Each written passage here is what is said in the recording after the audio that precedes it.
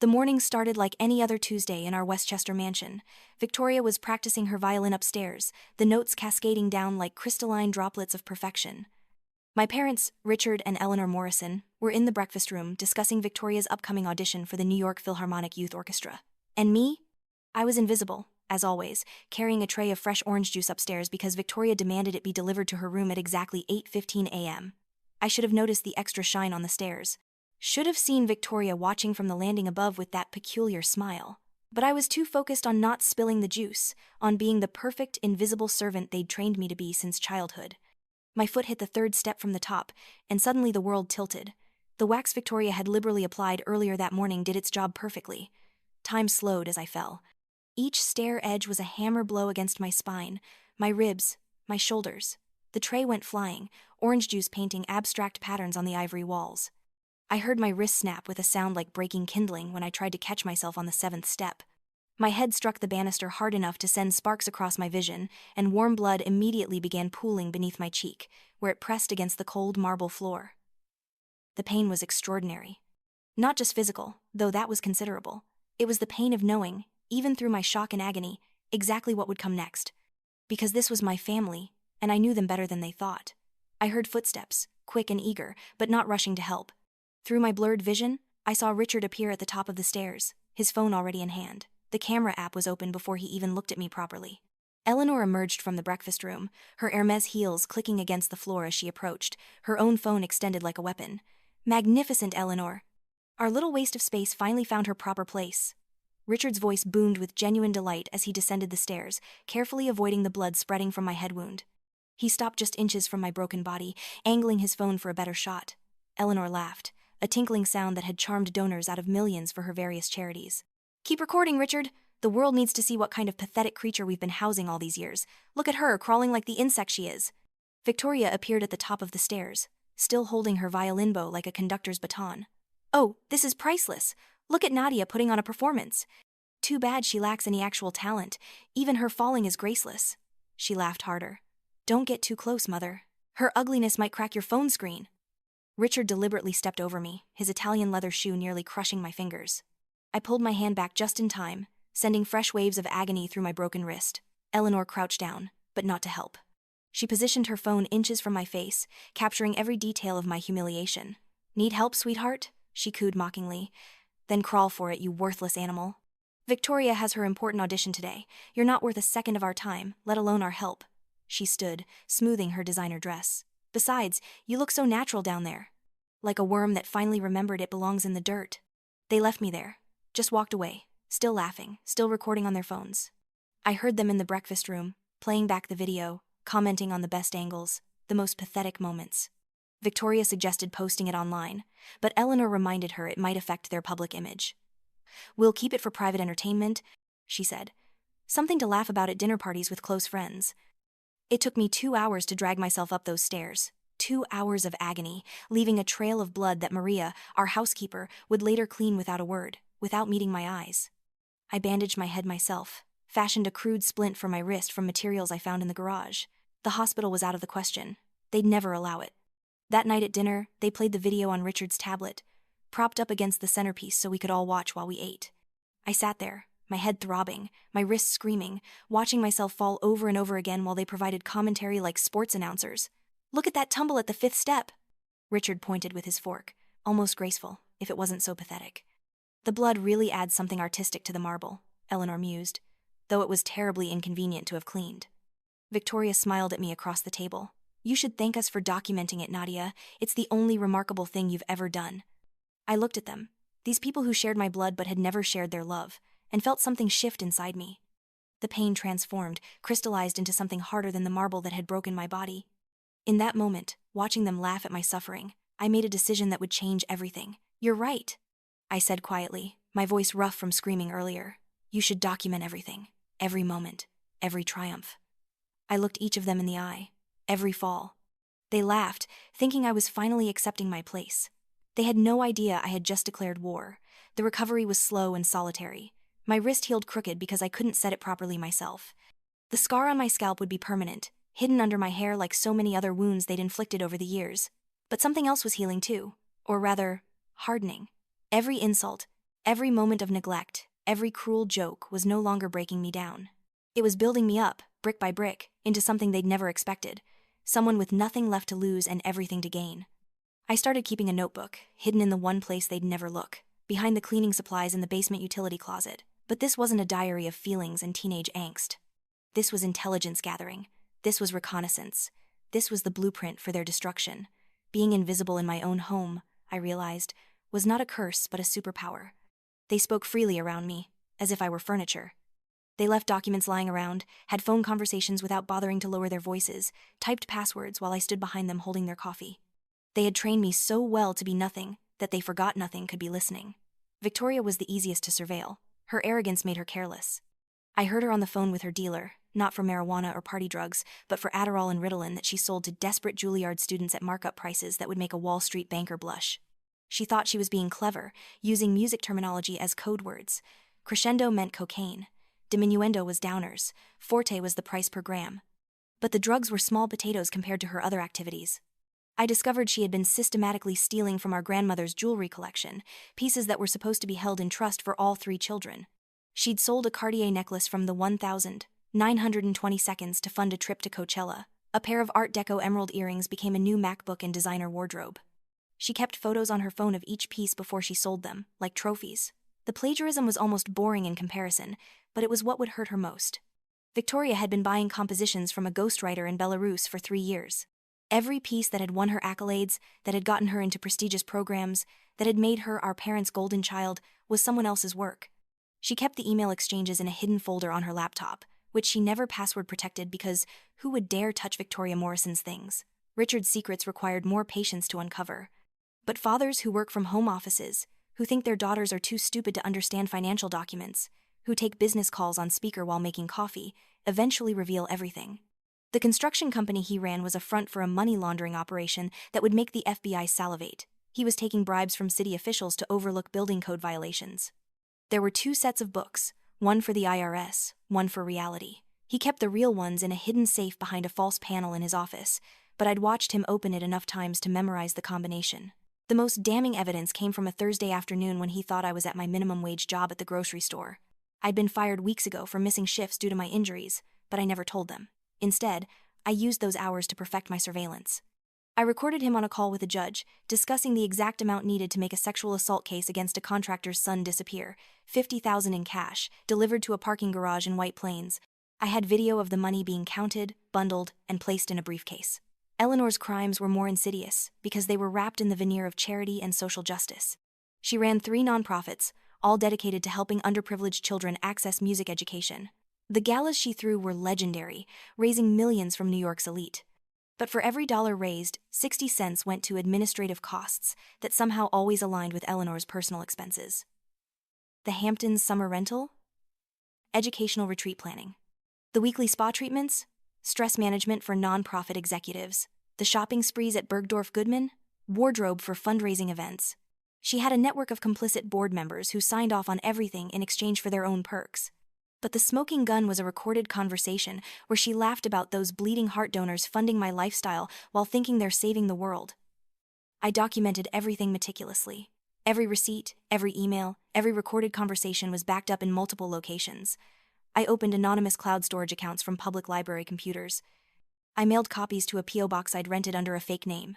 I even hid USB drives in various locations around the city, like a spy preparing for extraction. The Tuesday morning when Victoria left for her New York Philharmonic audition, I knew it was time. They were all so confident, so sure of their places in the world. Richard had a meeting with his investors that afternoon. Eleanor was being honored at a charity luncheon for her lifetime of service. And Victoria? Victoria was about to play her way into the most prestigious youth orchestra in the country with a piece she'd never written, had barely practiced, and couldn't explain the emotional inspiration behind if asked. I didn't go to the audition. I didn't need to. I had ensured the judges would have all the information they needed before Victoria even touched her bow to strings. The email I sent from an anonymous account included the complete correspondence between Victoria and her ghostwriter, proof of purchase for the exact piece she was performing, and, as a bonus, a compilation of her drug deals with timestamps and dollar amounts. But the masterstroke was the physical evidence I had planted. In the women's bathroom, I left printed screenshots of Victoria's trophy photos of our grandmother's stolen jewelry, along with the police reports our grandmother had filed before her death. heartbroken over the missing pieces. In the lobby, I strategically dropped a USB drive labeled V. Morrison Real Compositions that contained recordings of Victoria attempting to write original music. They were painfully mediocre, borderline incompetent, nothing like the sophisticated pieces she'd been passing off as her own. For Richard, I took a more direct approach. The FBI, IRS, and SEC all received comprehensive packages on the same morning. Not just documents, but analyzed data with clear paper trails, recorded conversations with transcripts, and video evidence that would hold up in court. I even included a helpful timeline of crimes with statutory references, making the prosecutors' jobs easier. The anonymous tip came from a concerned employee who had stumbled upon irregularities and felt it was their civic duty to report them. Eleanor's downfall required more finesse. 3 days before her big charity gala, I met with James Patterson, an investigative journalist from the New York Times, who had been looking into nonprofit fraud. I wore a wig, sunglasses, and clothes I'd bought with cash from a thrift store in Queens. I gave him everything: financial records, recordings, emails, and most damningly, a video of Eleanor literally taking cash from a donation box and putting it in her purse while saying, "These idiots think their money goes to children. It goes to my children, technically, so I'm not really lying." The morning of Victoria's audition started with such promise for them. Eleanor was practicing her acceptance speech for the humanitarian award she'd be receiving. Richard was calculating the profits from his latest illegal deal. Victoria was warming up, confident that her purchased brilliance would carry her through. By noon, their world was on fire. The call came first from the Philharmonic. Victoria had been removed from the premises by security after the judges confronted her with the evidence. She tried to play the piece anyway, insisting it was hers, but when asked to explain the theoretical framework behind the modulation in the third movement, she couldn't even identify which key it modulated to. The other parents in attendance had already seen the evidence that had been strategically left for them to find. The whispers had turned to open contempt by the time security arrived. Richard's arrest was more dramatic. The FBI raided our house at 2 p.m., while Eleanor was at her luncheon. They had warrants for everything: computers, phones, financial records, even the hidden safe I'd made sure to mention in my tip. Richard tried to run, actually tried to escape through the back garden in his Italian loafers and bespoke suit, but they caught him by the pool. The image of him being handcuffed next to the pool where he'd thrown countless parties to celebrate Victoria's fake achievements was poetic justice. Eleanor's downfall was the most public. James Patterson had timed his article to go live during the gala. He'd even attended the event, waiting for the perfect moment. As Eleanor stood at the podium, about to receive her award, phones started buzzing throughout the ballroom. The article was trending within minutes. Elite charity figure steals millions meant for underprivileged children. But Patterson wasn't content with just the article. He stood up during her acceptance speech, identified himself, and began asking questions. "Mrs. Morrison, can you explain why 60% of donations to your charity went to your personal expenses? Can you comment on this video of you stealing from a donation box? How do you respond to allegations that you called your donors bleeding heart idiots?" The color drained from Eleanor's face as board members pulled out their phones, reading the article, seeing the evidence. The event coordinator tried to escort Patterson out, but other journalists, sensing blood in the water, began their own questions. Eleanor stood frozen at the podium as her carefully constructed world crumbled on livestream. Someone had the presence of mind to cut the microphone, but not before she'd stammered out denials that sounded hollow even to her supporters. By evening, the Morrison family empire was rubble. Richard was in federal custody, denied bail as a flight risk. Eleanor had been removed from all her nonprofit positions and was facing fraud charges. Victoria had been blacklisted from every major music program in the country, her acceptance to Juilliard revoked, her past achievements under investigation. They found themselves together in our house that night, but it was no longer the palace it had been that morning. The FBI had seized computers, documents, anything of value that might be evidence. The phones rang incessantly with reporters, lawyers, former friends distancing themselves. The electricity had been shut off after the bank froze their accounts. They sat in the darkening living room, the same room where they'd laughed at my pain so many times and tore into each other. "This is your fault." Richard snarled at Victoria from his chair, still wearing the clothes he'd been arrested in. "Your sloppiness brought attention to us." "My fault?" Victoria shrieked back. "You're the one running a criminal enterprise. At least my crimes were artistic." "Artistic?" Eleanor laughed bitterly. "You mean theft and plagiarism? You're nothing but a common thief and a fraud, just like your father." "And you're better?" Richard turned on his wife. "Stealing from children's charities? At least I never pretended to be a saint while picking pockets." They went at each other for hours, years of resentment and ego spilling out like poison. Accusations flew, admissions of affairs, of secret contempt, of plans to divorce and take everything. The family that had united only in their cruelty to me was eating itself alive. I walked in at midnight, The front door was unlocked because the smart lock system had been disconnected when the power was cut. They were still fighting, hadn't even heard me enter. I stood in the doorway watching them for a moment. These 3 people who had made my life hell, who had filmed my pain for entertainment, who had treated me like I was less than human. Richard saw me first. His face went through a series of transformations: confusion, recognition, rage, and finally, understanding. "You," he whispered. "It was you." Eleanor and Victoria turned to look at me. I was backlit by the streetlight outside, my face in shadow, but they knew. In that moment, they all knew. "You did this," Eleanor said, her voice hollow. "You destroyed us." I stepped into the room, and for the first time in my life, none of them could make me feel small. I wasn't limping, my head was high. I looked at each of them in turn, these people who had raised me to believe I was nothing. "You filmed me," I said quietly, "bleeding, broken, crawling on the floor like an animal while you laughed and called me worthless." I moved closer, watching them shrink back. "You wanted the world to see me destroyed. You wanted entertainment." I smiled, and it must have been terrible to see because Victoria actually gasped. "Well," I said, turning to leave, "how's the show?" I walked out of that house for the last time, leaving them in the darkness they'd created. As I reached the sidewalk, I could hear them starting to fight again, their voices carrying through the open door. But I didn't look back. I had a storage unit across town with everything I owned, which wasn't much. I had a job interview in Boston the next morning. I had a life to build from the ashes of the one they'd tried to destroy. 3 months later, I read about the conclusion of their cases while sitting in my small apartment overlooking the Charles River. Richard got 15 to 20 years federal time. Eleanor received 8 years for fraud and embezzlement. Victoria, though avoiding jail time, was now working at a Starbucks in Buffalo, her dreams of musical stardom as dead as the family name she could no longer trade on. The Morrison mansion was sold to pay legal fees and restitution. The luxury cars were auctioned. The jewels Victoria hadn't already stolen were liquidated. Everything they'd built on cruelty and crime was gone. I kept one thing from that life: the video they'd taken of me falling down the stairs. Not as a reminder of my pain, but as a reminder of my power. They thought they were documenting my lowest moment, but they were actually filming my origin story. Every hero needs one, after all. A moment when they stop being a victim and start being something else. Some people might say I went too far, that I should have just left, started over, forgotten them. But those people have never been forced to crawl across a floor, broken and bleeding, while their family films it for fun. They've never been called worthless so many times they started to believe it. They've never had to set their own broken bones because medical care would make the family look bad. I didn't destroy the Morrison family. They destroyed themselves. I just made sure the world got to watch. They wanted to document everything, to capture every moment of my humiliation. In the end, I gave them what they wanted: complete documentation. Every crime, every cruelty, every sordid secret preserved for posterity.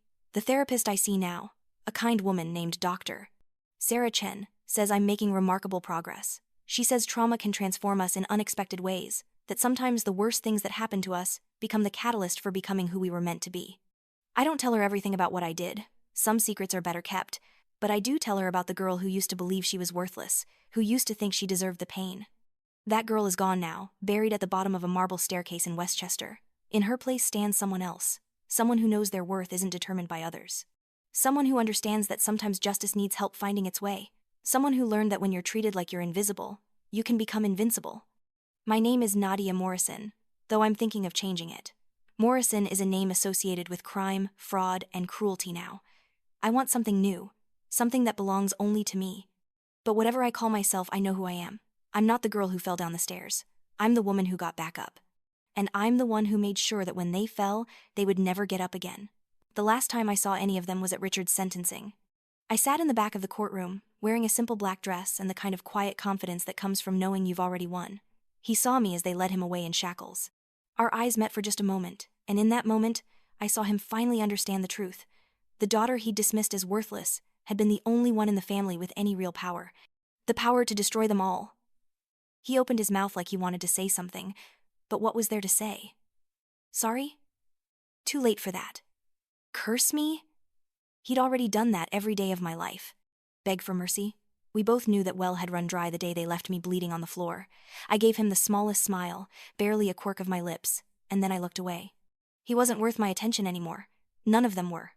They were just cautionary tales now, examples of what happens when cruelty becomes entertainment, when power corrupts so thoroughly that you forget the powerless are still watching, still learning, still planning.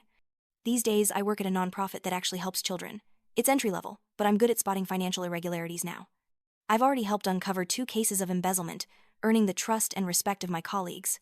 They don't know about my past, about the Morrison name I'm working to legally change.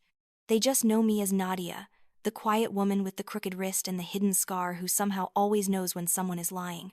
I'm taking night classes too, studying forensic accounting. Turns out I have a talent for following paper trails, for seeing patterns others miss. My professor says I have an instinct for it, like I understand the criminal mind. If only she knew. Sometimes I dream about that morning, about falling down those stairs, but in my dreams now, I don't hit the bottom. I spread wings I didn't know I had and fly away, leaving them gaping below, their phones capturing nothing but empty air. I wake from these dreams feeling light, feeling free. The scar on my scalp has faded to a thin white line. My wrist aches when it rains, a permanent reminder of what they did to me. But these aren't wounds anymore. They're not reminders of my weakness or my pain. They're battle scars, proof that I survived something that should have destroyed me.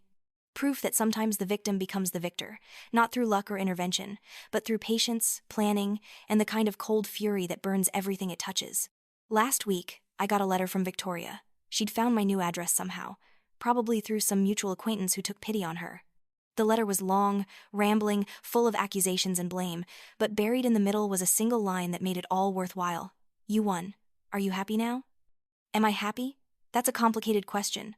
I'm not the kind of happy that comes from Sunday dinners with loving family or childhood memories worth preserving. That kind of happy was never an option for me. But I am satisfied.